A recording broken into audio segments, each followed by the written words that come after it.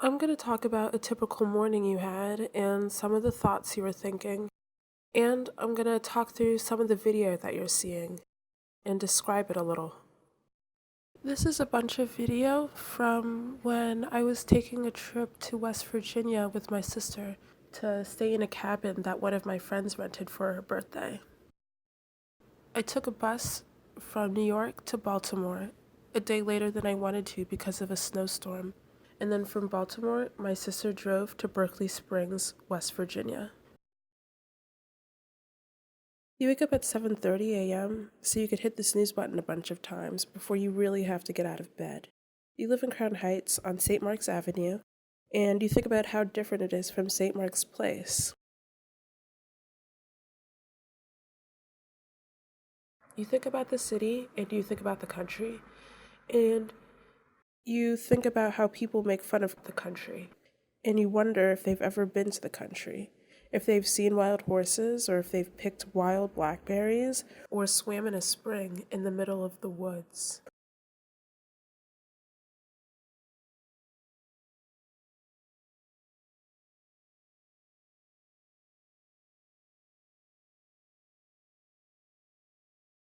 When I got to Baltimore, we went to Eddie's Liquor. Eddie's Liquor has the cheapest tobacco you could find. You wash your face and you brush your teeth. You wear contacts and you put them in. You have adult acne like your mom, so you put some creams on your face and you hope for the best. You live on the top floor of a 4-floor brownstone. You live with 12 people. One of the roommates that's been there since you've moved in is about to move out. You think about how quickly things change, and you're happy for him. You go downstairs, you say good morning to the people that are up, and you get the salad that you made last night, and you tell everybody to have a good day when you leave. You're in a rush, and you don't eat breakfast. You get a call from your best friend as you walk to the bus stop. He ended up not having to work today and is in bed. You're happy he gets to rest. He usually ends up having to work about 8 days straight before he gets a day off.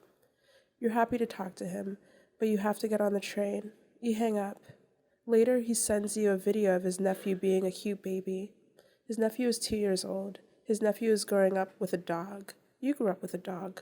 The first dog you grew up with was named Jessie, and she ate the corners of the walls and the furniture in your childhood books. All of your childhood books had Jessie's teeth marks on them. It was ridiculous. Jessie ended up being given to another family. The next dog was Zizi. She was a perfect dog. There's a room in the cabin that we're staying in that's completely locked. It's filled with a bunch of wood, and it looks like it's under construction. And it has a reclining chair in it with a phone next to it. I like to imagine the person that owns the house sitting in that chair and looking out the window at the river and making phone calls to their children or even their grandchildren.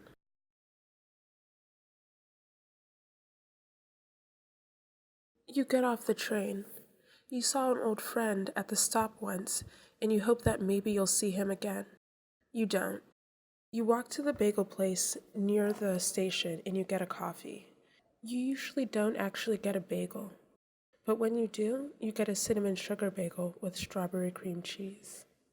The lady that rings you up calls you sweetie. You walk to school. It's really beautiful out, but the water's too cold to go swimming.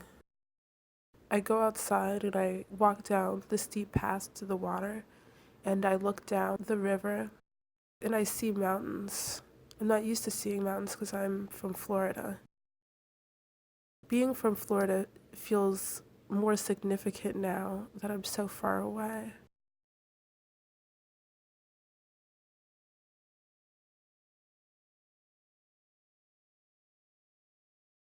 We went to this thrift shop, and inside the thrift shop there was a dog in a pen. The dog was for sale and it was probably being taken care of, but it was a strange thing to see inside of a thrift shop.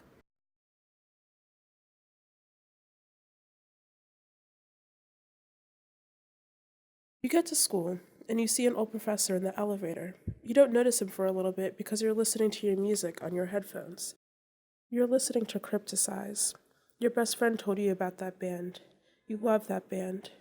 He told you about that band at the same time that he told you about Broadcast. And a little bit after that time, you found out that the lead singer of Broadcast died because of swine flu.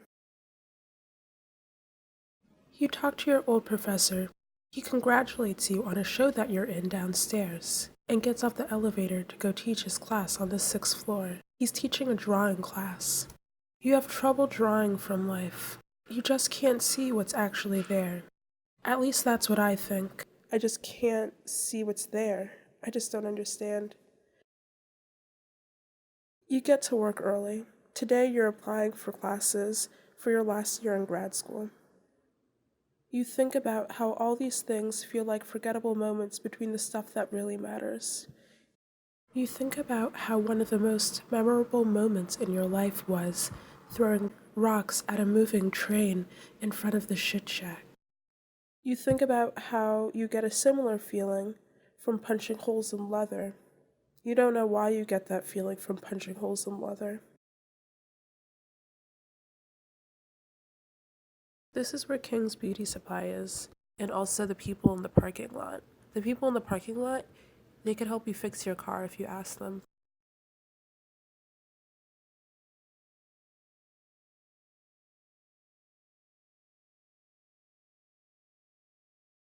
You work 7 hours today instead of 5 because you're covering someone's shift. You think about how your sister works all the time. You think about how you wanted to be an artist so you could work till you die, and you're fascinated by death. You think about having children, and you think that sounds fascinating too.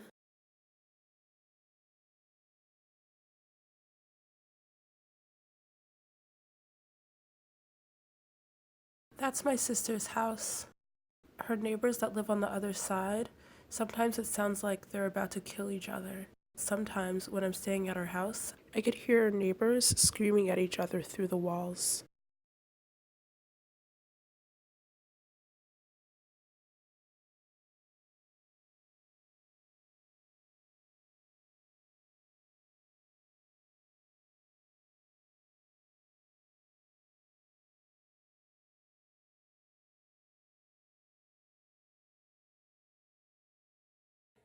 I don't like driving at night, but I like being in cars at night, because I just imagine that all the other cars are spaceships.